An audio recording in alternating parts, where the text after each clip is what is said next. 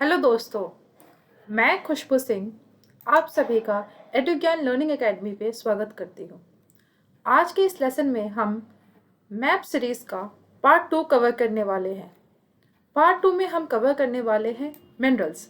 इससे पहले पार्ट 1 में हमने डैम्स कवर किया है। शुरू करने से पहले मैं आप सभी को ये बताना चाहती हूँ कि ये लेसन उन सभी स्टूडेंट के लिए बेनिफिशियल होगा जो 8th class, 10th class, 12th class and government exam के प्रिपरेशंस कर रहे हैं। 10th and 12th and 8th class इनके तो सिलेबस में ही ये टॉपिक है। तो चलिए आज के इस लेसन की शुरुआत करते हैं। सबसे पहले मिनरल क्या होता है?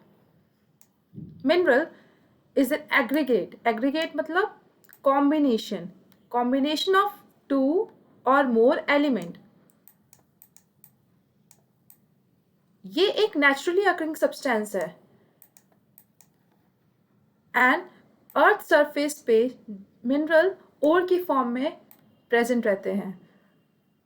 तो ओर से हम मिनरल कैसे निकालते हैं? सबसे पहले उसमें एक्सट्रैक्शन होता है, देन उसकी प्रोसेसिंग होती है एंड देन यूटिलाइजेशन होता है।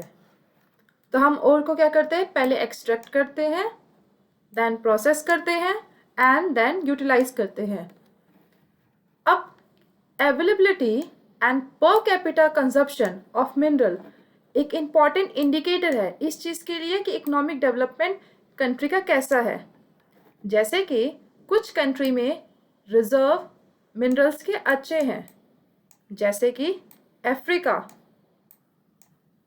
इंडिया। बट ये जो कंट्रीज़ हैं ये फुल पोटेंशियल से यूज़ नहीं कर पा रहे अपने रिजर्व को, क्योंकि यहाँ पे टेक्नोलॉजी की कमी है। तो इस चीज़ पे बहुत डिटरमाइन करता है कि टेक्नोलॉजी कैसा है किसी कंट्री में और कितना रिजर्व है, तभी वो कंट्री डेवलप हो सकता है या डेवलपिंग। ये सब कुछ किस पे डिपेंड करता है कि उस कंट्री में टेक्नोलॉजी कैसी है। तो सारा फैक्टर किस पे डिपेंड कर रहा है? टेक्नोलॉजी पे। अब बात करते हैं डिस्ट्रीब्यूशन ऑफ मिनरल। अब डिस्ट्रीब्यूशन ऑफ मिनरल में हम क्या पढ़ने वाले हैं कि मिनरल का डिस्ट्रीब्यूशन कितना है, किस एरिया में उसका कंसंट्रेशन ज़्यादा है, किस एरिया में कंसंट्रेशन कम है। तो सबसे पहले हम ये जान लेते हैं कि ग्रेट प्लेन रीजन में हम किसको लेंगे? उत्तर प्रदेश को, पंजाब को एंड हरियाणा को। इन रीजन्स में मिनरल्स की कंसंट्रेशन बहुत ही कम है। बहुत कम का मतलब ये भी कह सकते हैं कि ना के बराबर है। तो जिन रीजन में मिनरल का कंसंट्रेशन सबसे ज़्यादा है वो कौन से रीजन है? तो वो रीजन है peninsular region. This whole region comes under the peninsular region. इनमें मिनरल्स का कंसंट्रेशन इसलिए ही ज़्यादा है क्योंकि ये गोंडवाना लैंड के पार्ट है। तो गोंडवाना लैंड में वैसे भी फॉसिल फ्यूल पहले बहुत थे, तो जिसके कारण इनके पास मिनरल्स का कंसंट्रेशन सबसे ज़्यादा है।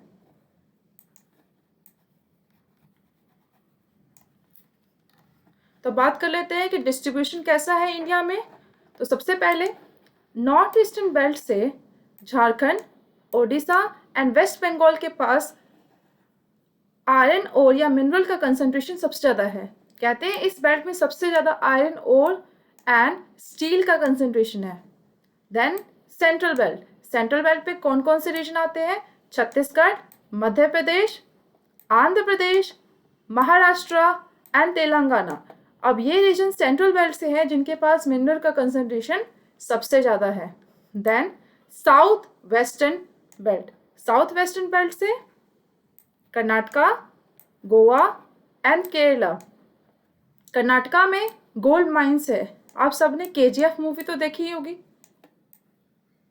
KGF मूवी में इसका फुल फॉर्म क्या था? Kolar gold fields. तो वो वहीं से लिया गया था। वो मूवी किस पे बेस्ड थी? कर्नाटका स्टेट में ही। तो कर्नाटका में कोलार गोल्ड फील्ड्स है। देन गोवा, केरला में है मोनोजाइट सैंड जहाँ से हम यूरेनियम लेते हैं। देन आते हैं नॉर्थ वेस्टर्न बेल्ट। अब नॉर्थ वेस्टर्न बेल्ट में राजस्थान का रीजन है। राजस्थान का रीजन इसलिए क्योंकि यहाँ पे अरावली प्रेजेंट है। अरावली रेंज के पास बहुत सारे मिनरल्स हैं। Then Gujarat. Last one, the Indian ocean belt. अब इंडियन ओशन बेल्ट में अंडमान एंड निकोबार आइलैंड है। जैसा कि हम सबको पता है कि अंडमान एंड निकोबार आइलैंड जिस तरीके से प्रेजेंट है उसके सारे तरफ ओशंस है। तो ओशन से हम क्या एक्सट्रैक्ट कर सकते हैं? Natural gas and petroleum. अब यहाँ पे ये क्लासिफिकेशन नहीं समझ में आ रही कि कौन सा state east north eastern belt में आएगा, कौन सा साउथ वेस्टर्न बेल्ट में आएगा। तो इसका सिंपल सा ट्रिक ये है कि आप मैप को 4 पार्ट में डिवाइड कर लीजिए। देन उसके सब पार्ट बना लीजिए कि नॉर्थ ईस्टर्न इस साइड, नॉर्थ वेस्टर्न इस साइड, साउथ वेस्टर्न इस साइड एंड साउथ ईस्ट इस साइड। अब हम आराम से पता कर सकते हैं कि कौन सा स्टेट साउथ ईस्ट में आएगा, कौन सा स्टेट नॉर्थ वेस्ट में आएगा और कौन सा स्टेट सेंट्रल में आएगा। तो अब हम सबसे पहले ये जान लेते हैं कि मैप को ड्रॉ करने के लिए कौन कौन सी चीज़ों का ध्यान रखते हैं। सबसे पहले एक एप्रोप्रिएट हेडिंग होनी चाहिए। हम जिस पे भी मैप बना रहे हैं उसका हेडिंग मेंशन कर देते हैं। सपोज कीजिए मैंने ये मैप मिनरल पे बनाया है। देन नेक्स्ट होता है इंडेक्स। इंडेक्स भी बहुत इंपॉर्टेंट होता है कोई भी मैप को बनाते वक्त। सपोज कीजिए कि ये उड़ीसा स्टेट है और उड़ीसा स्टेट में मुझे आयरन ओर का कंसंट्रेशन दिखाना है। तब मैं सारे उड़ीसा स्टेट में तो नहीं दिखा सकती क्योंकि इसका कंसंट्रेशन किसी रीजन में बहुत ज़्यादा होगा, किसी रीजन में बहुत कम होगा। तो हम क्या करेंगे, जिस भी रीजन में सबसे ज़्यादा कंसंट्रेशन होगा वहाँ कोई भी सिंबल लेकर हम ड्रॉ कर लेंगे। यहाँ मैंने स्टार लिया है और ये डिनोट कर रहा है आयरन ओर के कंसंट्रेशन को। तो मैं क्या करूँगी, इंडेक्स में अपने स्टार डिनोट करके यहाँ पे लिख दूंगी ये आयरन ओर को शो कर रहा है। अब मुझे जहां भी ये दिखाना होगा कि आयरन ओर का कंसंट्रेशन है वहां मैं स्टार बना दूंगी। वैसे ही ये डॉट सपोज कीजिए कोल को शो कर रहा है, तो अब मुझे जहां पे कोल को शो करना होगा मैं ये डॉट यूज कर दूंगी। तो ये चीजों का ध्यान रखना है जब भी हम मैप ड्रॉ करेंगे। देन यहाँ पे मैंने एक मैप शो किया है ये दिखाने के लिए कि डिस्ट्रीब्यूशन कैसे है इंडिया में मिनरल्स का। तो हम देख सकते हैं कि इंडिया में जो साउथ ईस्ट का रीजन है इस तरफ, यहाँ पे मिनरल्स का कंसंट्रेशन बहुत ज़्यादा है, स्पेशली दिस रीजन। क्या कोई बता सकता है ये कौन सा रीजन है? इस रीजन को हम कहते हैं छोटा नागपुर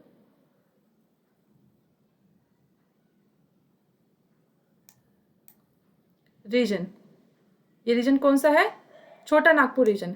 इस रीजन को कहा जाता है कि हार्ट लैंड है इंडिया का इन टर्म्स ऑफ मिनरल, क्योंकि यहाँ मिनरल्स की कंसंट्रेशन सबसे ज़्यादा होती है।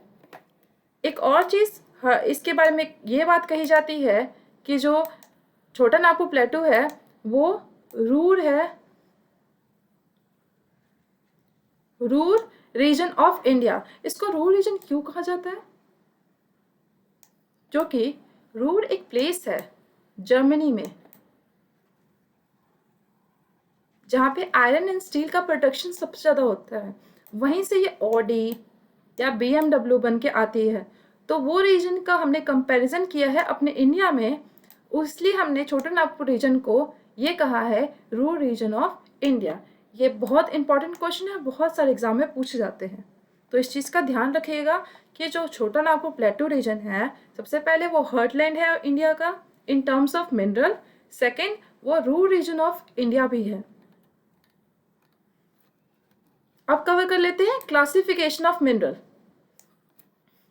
तो मिनरल हमें कैसे मिलता है? रॉक्स के थ्रू। और हमें पता है हमारे पास 3 टाइप के रॉक है। कौन कौन से?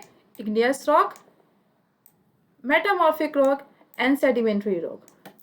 तो जो इग्नियस रॉक है वो कैसे मिलता है हमें? जब वोल्केनिक इरप्शन होता है तो बाहर जब लावा बाहर आता है और वो कंडेंस होके रॉक में कन्वर्ट होता है उसको हम क्या कहते हैं, इग्नियस रॉक। देन ये इग्नियस रॉक जब रिवर बॉडी के थ्रू ट्रैवल करता है और उसका ट्रांसपोर्टेशन होता है, वेदरिंग होता है, वो कन्वर्ट होता है अदर रॉक में, उसको बोलते हैं सेडिमेंट्री रॉक। देन इनका फाइनली कंपोजिशन चेंज होता है अंडर सनलाइट, हीट, प्रेशर, तो वो मेटामॉर्फिक में चेंज हो जाता है। तो यहाँ हमने ये इसलिए डिस्कस किया है क्योंकि जो इग्नियस एंड मेटामॉर्फिक रॉक है वो दोनों बनाते हैं मेटेलिक मिनरल, और जो सेडिमेंट्री रॉक होते हैं वो क्या बनाते हैं, नॉन मेटेलिक मिनरल। तो ये कौन से होंगे, ये igneous rock and metamorphic rock से हमें क्या मिलता है, metallic mineral, and non metallic mineral हमें किससे मिलता है, सेडिमेंट्री से। तो मेटेलिक मिनरल वो मिनरल होते हैं जो सारे के सारे कैरेक्टरिस्टिक किसके शो करेंगे, मेटल्स के, मतलब वो गुड कंडक्टर ऑफ इलेक्ट्रिसिटी भी होंगे, मेलिएबल भी होंगे, डक्टाइल भी होंगे, और बाकी और भी कैरेक्टरिस्टिक्स हैं। तो मेटेलिक मिनरल को हमने फर्दर 3 पार्ट में डिवाइड किया है। अब वो 3 पार्ट कौन कौन से हैं, पहला part ferrous mineral, then second part non ferrous mineral, and third precious metal.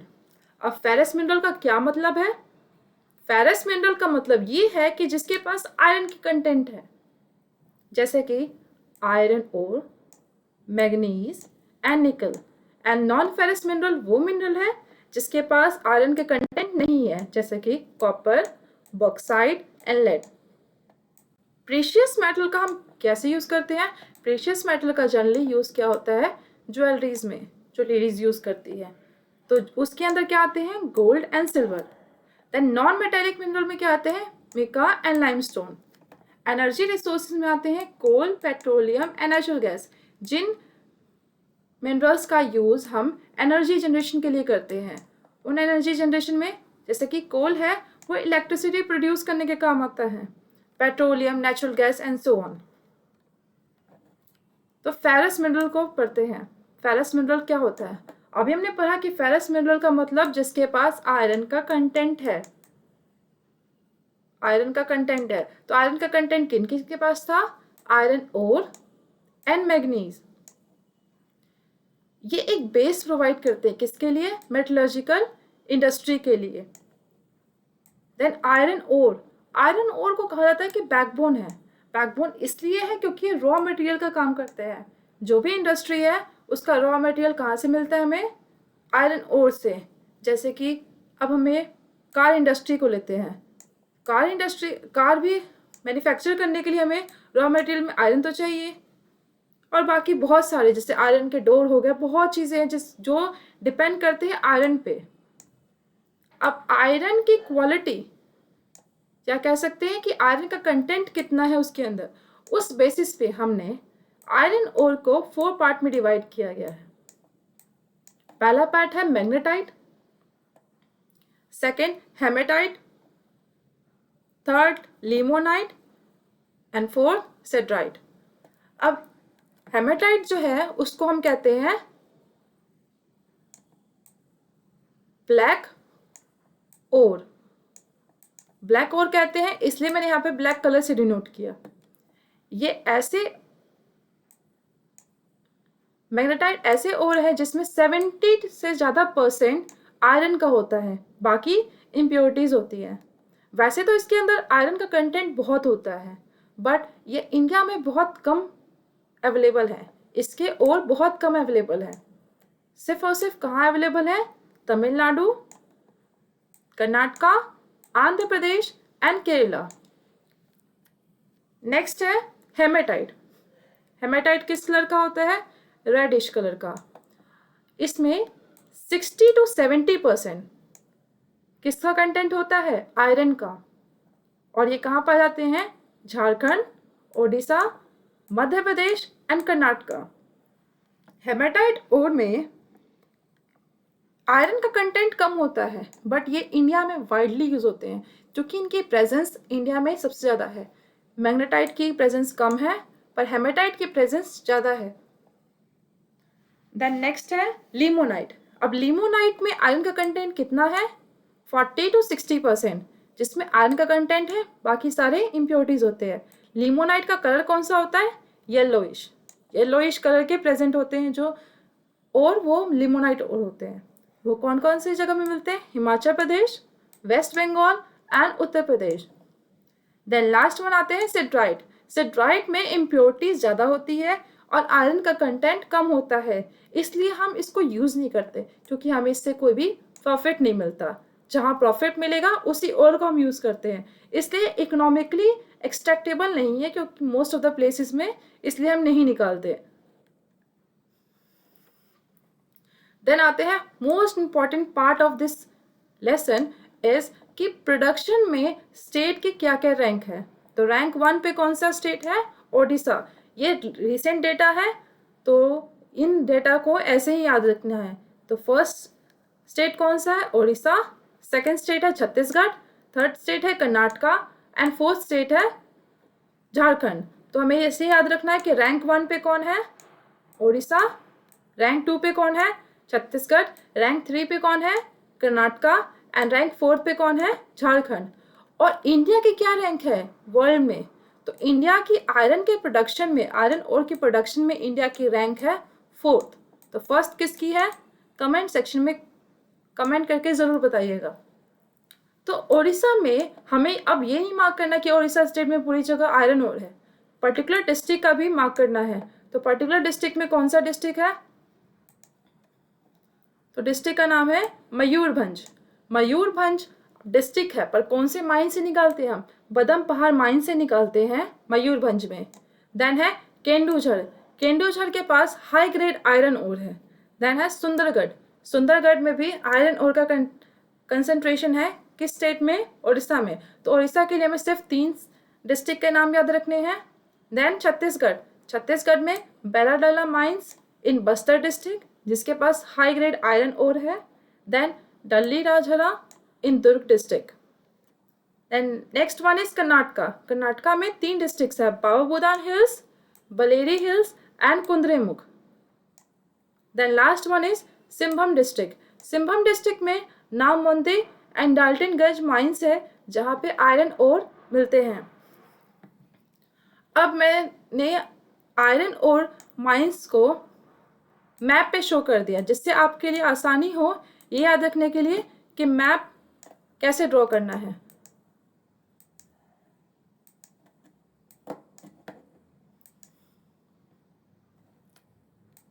तो सबसे पहले हमने हेडिंग डाल दिया आयरन ओर माइंस। देन हमने इंडेक्स बनाया। इंडेक्स में हमने सिंबल जो शो किया था उससे सिंबल को डिनोट करके यहाँ लिख दिया आयरन ओर माइंस। तो आपको भी एग्जाम में यही पैटर्न फॉलो करना है। देन है मयूरभंज।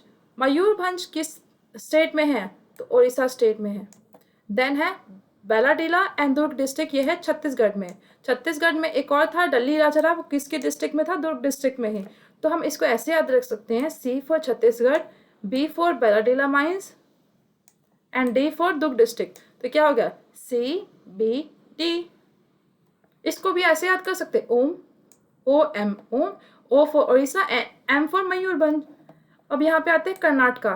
कर्नाटका में है कुंद्रेमुख एंड बलेरी, तो KKB। यहाँ मैंने सिर्फ 5 डिस्ट्रिक्ट इसलिए शो किया है क्योंकि ये CBSE 10th क्लास के अकॉर्डिंग ही मैंने ये फॉलो किया है, क्योंकि उनके सिलेबस में यही 5 मेंशन थे और यही आपके 5 एग्जाम में आएंगे ताकि आपको ज़्यादा कन्फ्यूज़न ना हो। देन आते हैं नेक्स्ट टॉपिक पे, मैग्नीज। मैग्नीज क्या होता है? कॉम्बिनेशन में किसके मिलते हैं हमें? आयरन के। और जो मैग्नीज है सबसे ज़्यादा प्रोडक्शन कौन सा स्टेट करता है? तो वो स्टेट है महाराष्ट्र एंड मध्य प्रदेश। ये दोनों स्टेट मिलके ऑलमोस्ट 50% ऑफ प्रोडक्शन करते हैं मैग्नीज के। तो हमें सिर्फ 3 स्टेट याद रखने हैं, मध्य प्रदेश, महाराष्ट्र एंड छत्तीसगढ़। तो मध्य प्रदेश एंड महाराष्ट्र मिलके 50% करते हैं। मध्य प्रदेश में है बालाघाट रेंज, महाराष्ट्र में है बांद्रा एंड छत्तीसगढ़ में है सुंदरगढ़। मैग्नीज का यूज़ हम जब करते हैं जब हमें production of iron and steel करना होता है। हमें मैग्नीज को मैप पे लोकेट करके नहीं देखना क्योंकि हम वही चीज़ें कवर कर रहे हैं जो आपके एग्ज़ाम में आने वाले हैं। सिर्फ आप ये याद रखिए कि मैग्नीज का डिस्ट्रीब्यूशन सिर्फ 3 स्टेट में प्रोडक्शन में सबसे ज़्यादा है, Madhya Pradesh, Maharashtra and Chhattisgarh. Thank you so much. अगर आपको ये लेसन अच्छा लगा हो तो like and subscribe and share ज़रूर कीजिए होगा, और प्रेस कीजिए बेल आइकन ताकि आपको आगे की नोटिफिकेशन मिल सके। और मेरा एक टेलीग्राम चैनल भी है जहाँ पे मैं लेसन्स से रिलेटेड सारे MCQ को कवर करती हूँ, तो आप भी ज्वाइन कर लीजिए एंड कीप वॉचिंग।